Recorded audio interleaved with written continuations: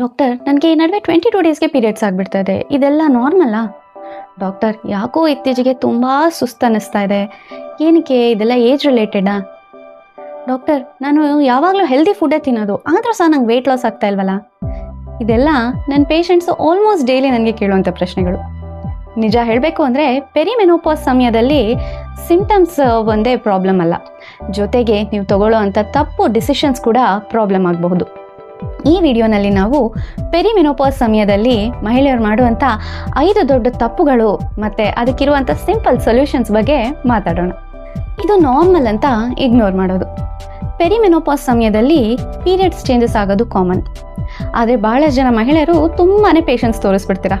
ಉದಾಹರಣೆಗೆ, ಪೀರಿಯಡ್ಸು 21 ದಿನಕ್ಕಿಂತ ಮುಂಚೆನೇ ಬರ್ತಾ ಇದೆ, ಸಿಕ್ಕಾಪಟ್ಟೆ ಹೆವಿ ಬ್ಲೀಡಿಂಗ್ ಆಗ್ತಾ ಇದೆ, ಆಮೇಲಿಂದ ಪೀರಿಯಡ್ಸ್ ಮಧ್ಯನೂ ಬ್ಲೀಡಿಂಗ್ ಕಾಣಿಸ್ಕೊಳ್ತಾ ಇದೆ, ಸಿಕ್ಕಾಪಟ್ಟೆ ಬ್ರೆಸ್ಟ್ ಪೇನ್ ಬರ್ತಾ ಇದೆ, ಈ ರೀತಿ ಎಲ್ಲ ಆಗ್ತಿದೆ. ಆದರೂ ಸಹ ಅಯ್ಯೋ ಇನ್ನೇನು ಮೆನೋಪಾಸ್ ರೀಚ್ ಆಗ್ತಾ ಇದ್ದೀವಿ, ಅದರಿಂದ ಈ ರೀತಿ ಆಗ್ತಿರ್ಬೋದು, ಅಯ್ಯೋ ನಂಗೆ ವಯಸ್ಸಾಯಿತು, ಏನಕ್ಕೆ ಇವೆಲ್ಲ ತೋರಿಸ್ಕೋಬೇಕು, ಇಲ್ಲ ಅಂತಂದರೆ ವೆಯ್ಟ್ ಮಾಡಿ ನೋಡೋಣ ಸರಿ ಹೋಗ್ಬೋದು ಅಂತ ಇಗ್ನೋರ್ ಮಾಡ್ತಾ ಹೋಗ್ತಾರೆ.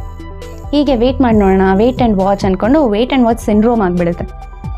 ಆದರೆ ಹೆಲ್ತ್ನಲ್ಲಿ ಕೆಲವೊಮ್ಮೆ ವೆಯ್ಟ್ ಮಾಡಿದಷ್ಟು ರಿಸ್ಕು ಹೆಚ್ಚಾಗ್ತಾ ಹೋಗುತ್ತೆ. ಈ ಸಿಂಪಲ್ ರೂಲ್ ನೆನ್ಪಿಟ್ಕೊಳ್ಳಿ.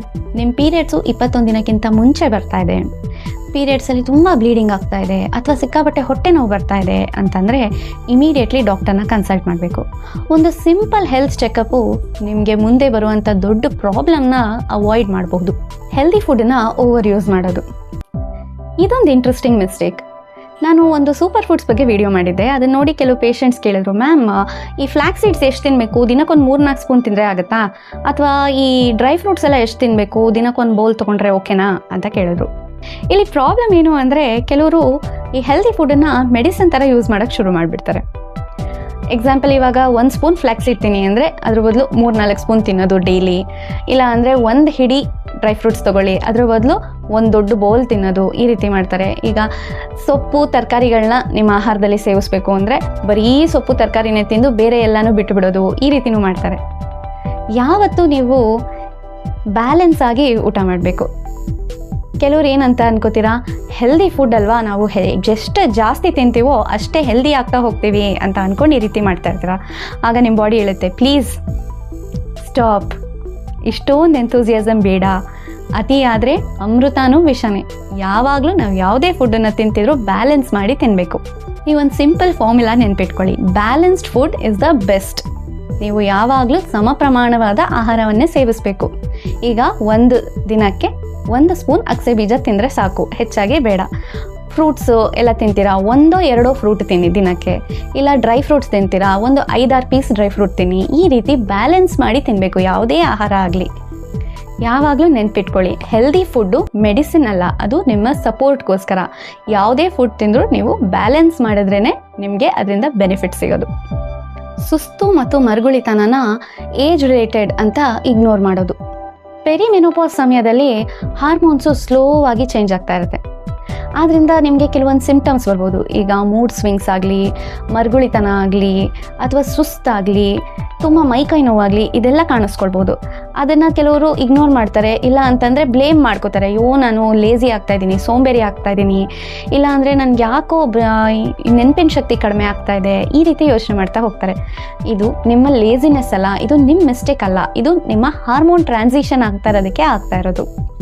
ಈ ಸ್ಟೇಜ್ನಲ್ಲಿ ನಿಮ್ಮ ಬಾಡಿಗೆ ನಿಮ್ಮ ಸಪೋರ್ಟ್ ಬೇಕಾಗುತ್ತೆ. ಈ 3 ಇಂಪಾರ್ಟೆಂಟ್ ಥಿಂಗ್ಸ್ನ ಫಾಲೋ ಮಾಡಿ. ಒಳ್ಳೆ ನ್ಯೂಟ್ರಿಷನ್, ಐರನ್, ಪ್ರೋಟೀನ್ ಮತ್ತು ಕ್ಯಾಲ್ಶಿಯಂ ಹೆಚ್ಚಾಗಿರುವಂಥ ಆಹಾರನ ಸೇವಿಸಬೇಕು. ಫಿಸಿಕಲ್ ಆ್ಯಕ್ಟಿವಿಟೀಸ್ ಮಾಡಬೇಕು.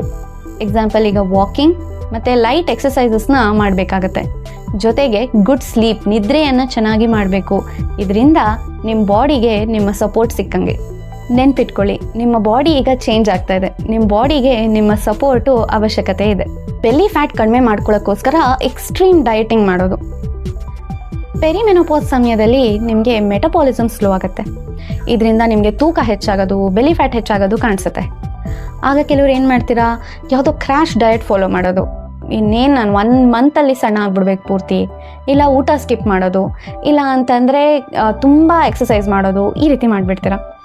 ಆಗೇನಾಗುತ್ತೆ, ನಿಮ್ಮ ಬಾಡಿಗೆ ಅಲ್ಲಿ ಊಟ ಕಡಿಮೆ ಸಿಗ್ತಾ ಇದೆ, ಜೊತೆಗೆ ಇಲ್ಲಿ ಕೆಲಸ ಹೆಚ್ಚಾಗ್ತಾ ಇದೆ, ಎಕ್ಸಸೈಸ್ ಹೆಚ್ಚಾಗ್ತಾ ಇದೆ, ಆದ್ದರಿಂದ ಒಂಥರ ಕನ್ಫ್ಯೂಷನ್ ಸ್ಟೇಟ್ ಹೋಗಿಬಿಡುತ್ತೆ. ಅದರಿಂದ ಸ್ಟ್ರೆಸ್ ಹೆಚ್ಚಾಗ್ತಾ ಹೋಗುತ್ತೆ. ಆವಾಗ ಕಾರ್ಟಿಸೋಲ್ ಅನ್ನೋ ಹಾರ್ಮೋನ್ ರಿಲೀಸ್ ಆಗುತ್ತೆ. ಇದರಿಂದ ನಿಮ್ಮ ತೂಕ ಇನ್ನೂ ಹೆಚ್ಚಾಗುತ್ತೆ, ಬೆಲಿ ಫ್ಯಾಟು ಇನ್ನೂ ಹೆಚ್ಚಾಗುತ್ತೆ ಹೊರತು ಕಡಿಮೆ ಆಗೋದಿಲ್ಲ. ಇದಕ್ಕೇನು ಸೊಲ್ಯೂಷನ್ ಮಾಡಬೇಕು? ಜಸ್ಟ್ 3 ಗೋಲ್ಡನ್ ರೂಲ್ಸ್ ಫಾಲೋ ಮಾಡಬೇಕು. ಬ್ಯಾಲೆನ್ಸ್ಡ್ ಡಯಟ್, ರೆಗ್ಯುಲರ್ ಎಕ್ಸಸೈಸ್ ಮತ್ತು ಪ್ರಾಪರ್ ಹೈಡ್ರೇಷನ್, ಚೆನ್ನಾಗಿ ನೀರು ಕುಡಿಬೇಕು. ಇದರಿಂದ ನೀವು ಸ್ಮಾರ್ಟ್ ವೆಯ್ಟ್ ಮ್ಯಾನೇಜ್ಮೆಂಟ್ ಮಾಡ್ಬೋದು. ಸೊ ಈ ಲೈನ್ ನೆನ್ಪಿಟ್ಕೊಳ್ಳಿ, ಈಟ್ ಲೈಟ್ ಅಲ್ಲ, ಈಟ್ ರೈಟ್. ಎಕ್ಸಸೈಸ್ ಅವಾಯ್ಡ್ ಮಾಡೋದು. ತುಂಬ ಮೈಕೈ ನೋವ್ತಾ ಇದೆ, ಆದ್ದರಿಂದ ಎಕ್ಸಸೈಸ್ ಮಾಡೋದು ಬೇಡ ಅಂತ ಅವಾಯ್ಡ್ ಮಾಡೋದು. ಮಂಡಿ ನೋವ್ತಾ ಇದೆ, ಸ್ವಲ್ಪ ರೆಸ್ಟ್ ತೊಗೊಳ್ಳೋಣ ಅಂತ ಇರೋದು. ಪೆರಿಮೆನೋಪಾಸ್ ಟೈಮಲ್ಲಿ ಏನಾಗ್ತಾ ಇದೆ ಅಂದರೆ ನಿಮಗೆ ಮಸಲ್ ಮಾಸ್ ಕಡಿಮೆ ಆಗ್ತಾ ಇದೆ, ಜೊತೆಗೆ ಬೋನ್ ಡೆನ್ಸಿಟಿ ಕೂಡ ಕಡಿಮೆ ಆಗ್ತಾ ಇದೆ. ಆದ್ದರಿಂದ ನಿಮಗೆ ಈ ರೀತಿ ಸಿಂಪ್ಟಮ್ಸ್ ಕಾಣಿಸ್ತಾ ಇದೆ. ಇದರಿಂದ ನೀವು ಎಕ್ಸಸೈಸ್ನ ಅವಾಯ್ಡ್ ಮಾಡಿದ್ರೆ ನಿಮ್ಮ ಸಿಂಪ್ಟಮ್ಸು ಇನ್ನೂ ವರ್ಸ್ಟ್ ಆಗುತ್ತೆ. ಯಾಕೆ ಅಂದರೆ ಮೂಮೆಂಟ್ಸ್ ನೀವು ಎಷ್ಟು ಹೆಚ್ಚಾಗಿ ಮಾಡ್ತೀರೋ ನಿಮ್ಮ ಮಸಲ್ ಪವರ್ ಇನ್ನೂ ಹೆಚ್ಚಾಗುತ್ತೆ.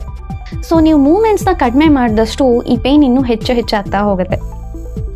ಆದ್ದರಿಂದ ನೀವು ಎಕ್ಸಸೈಸ್ನ ಮಾಡಲೇಬೇಕು. ಹಾಗಂತ ಸಡನ್ನಾಗಿ ಮ್ಯಾರಥಾನ್ ಓಡಿ ಅಂತ ಹೇಳ್ತಾ ಇಲ್ಲ, ಸಿಂಪಲಾಗಿ ಸ್ಟಾರ್ಟ್ ಮಾಡಿ. 30 ಮಿನಿಟ್ಸು ಡೈಲಿ ಎಕ್ಸಸೈಸ್, ವಾಕಿಂಗ್ ಏನಾದರೂ ಒಂದು ಮಾಡೋದು. ಲೈಟ್ ಎಕ್ಸಸೈಸ್ ಸಾಕು, ಜೊತೆಗೆ ಸ್ವಲ್ಪ ಸ್ಟ್ರೆಂತ್ ಟ್ರೈನಿಂಗ್ ಎಕ್ಸಸೈಸಸ್ನ ಆ್ಯಡ್ ಮಾಡ್ಕೊಳ್ಳಿ. Motion is like lotion for the joints ಅಂತ ಹೇಳ್ತಾರೆ. ಸೊ ನೀವು ಆದಷ್ಟು ಹೆಚ್ಚಾಗಿ ಮೂಮೆಂಟ್ಸ್ ಮಾಡ್ತಾ ಇದ್ದರೆ ನಿಮ್ಮ ಜಾಯಿಂಟ್ಸ್ಗೂ ಇನ್ನೂ ರಿಲೀಫ್ ಸಿಗ್ತಾ ಹೋಗುತ್ತೆ. ಸೊ ಇವತ್ತು ನಾವು ಪೆರಿಮೆನೋಪಾಸ್ ಟೈಮಲ್ಲಿ ಮಹಿಳೆಯರು ಮಾಡುವಂಥ 5 ದೊಡ್ಡ ತಪ್ಪುಗಳ ಬಗ್ಗೆ ತಿಳ್ಕೊಂಡ್ವಿ. ಯಾವ್ದ್ಯಾವುದು ಅಂತ ಮತ್ತೆ ರಿಕಾಲ್ ಮಾಡೋಣ. ಸಿಂಪ್ಟಮ್ಸ್ನ ಇಗ್ನೋರ್ ಮಾಡೋದು, ಹೆಲ್ದಿ ಫುಡ್ನ ಓವರ್ ಯೂಸ್ ಮಾಡೋದು, ಎಕ್ಸ್ಟ್ರೀಮ್ಲಿ ಡಯಟ್ ಮಾಡೋದು, ಸುಸ್ತನ್ನು ಲೇಸಿನೆಸ್ ಅಂತ ಇಗ್ನೋರ್ ಮಾಡೋದು, ಎಕ್ಸಸೈಸ್ನ ಅವಾಯ್ಡ್ ಮಾಡೋದು. ಈ ಮಿಸ್ಟೇಕ್ಸ್ನೆಲ್ಲ ನೀವು ಅವಾಯ್ಡ್ ಮಾಡಿದ್ರೆ ಪೆರಿಮೆನೋಪಾಸ್ ಜರ್ನಿ ಇನ್ನಷ್ಟು ಸ್ಮೂದಾಗಿ ಹೋಗುತ್ತೆ. ಸೊ ಯಾವತ್ತೂ ನೆನ್ಪಿಟ್ಕೊಳ್ಳಿ, ಪೆರಿಮೆನೋಪಾಸ್ ಅನ್ನೋದು ಒಂದು ಸಮಸ್ಯೆ ಅಲ್ಲ, ಅದೊಂದು ನ್ಯಾಚುರಲ್ ಟ್ರಾನ್ಸಿಷನ್. ನೀವು ಇದ್ರ ಬಗ್ಗೆ ಆದಷ್ಟು ಮಾಹಿತಿಯನ್ನು ತಿಳ್ಕೊಂಡು ಅದನ್ನು ಇಂಪ್ಲಿಮೆಂಟ್ ಮಾಡಿಕೊಂಡ್ರೆ ನಿಮ್ಮ ಪೆರಿಮೆನೋಪಾಸ್ ಜರ್ನಿನ ನೀವು ಸಕ್ಸಸ್ಫುಲ್ಲಾಗಿ, ಕಾನ್ಫಿಡೆಂಟಾಗಿ, ಸ್ಮೂದಾಗಿ ನ್ಯಾವಿಗೇಟ್ ಮಾಡ್ಬೋದು. ಸೊ ನನ್ನ ಲಾಸ್ಟ್ ಕೆಲವು ವೀಡಿಯೋಸಲ್ಲಿ ಬಹಳಷ್ಟು ಜನ ಮಹಿಳೆಯರು ಕಮೆಂಟ್ ಮಾಡಿ ಕೇಳ್ತಾ ಇದ್ರು, ಪ್ರೆಗ್ನೆನ್ಸಿಯನ್ನು ನಾವು 35 ಇಯರ್ಸ್ ಆದಮೇಲೆ ಪ್ಲ್ಯಾನ್ ಮಾಡಬಹುದಾ ಅಂತ. ಎಸ್, ಇದು ತುಂಬಾ ಇಂಪಾರ್ಟೆಂಟ್ ಟಾಪಿಕ್. ಸೊ ಇದ್ರ ಬಗ್ಗೆ ಡೀಟೇಲ್ ಆಗಿ ಯಾವ ಟೆಸ್ಟ್ಸ್ ಮಾಡಿಸ್ಬೇಕು, ಏನು ಪ್ರಿಕಾಷನ್ ತೊಗೋಬೇಕು, ಏನನ್ನು ಅವಾಯ್ಡ್ ಮಾಡಬೇಕು, ಯಾವ ಮಿಸ್ಟೇಕ್ಸ್ನ ಅವಾಯ್ಡ್ ಮಾಡಬೇಕು ಅಂತೆಲ್ಲ ಡೀಟೇಲ್ ಆಗಿ ನಾನು ನೆಕ್ಸ್ಟ್ ವಿಡಿಯೋನಲ್ಲಿ ಹೇಳ್ತೀನಿ. ಸೊ ಮಹಿಳೆಯರ ಹೆಲ್ತ್ ಬಗ್ಗೆ ಅಪ್ಡೇಟ್ಸ್ಗೋಸ್ಕರ ನಮ್ಮ ಚಾನಲ್ನ ಸಬ್ಸ್ಕ್ರೈಬ್ ಮಾಡೋದನ್ನು ಮರಿಬೇಡಿ. ಈ ವಿಡಿಯೋ ನಿಮ್ಗೆ ಇಷ್ಟ ಆಯಿತು ಅಂದರೆ ಲೈಕ್ ಮಾಡಿ ಆ್ಯಂಡ್ ನಿಮ್ಮ ಫ್ರೆಂಡ್ಸ್, ಫ್ಯಾಮಿಲಿ ಎಲ್ಲರ ಜೊತೆ ಶೇರ್ ಮಾಡ್ಕೊಳ್ಳಿ. ನಾನು ನಿಮ್ಮ ಡಾಕ್ಟರ್.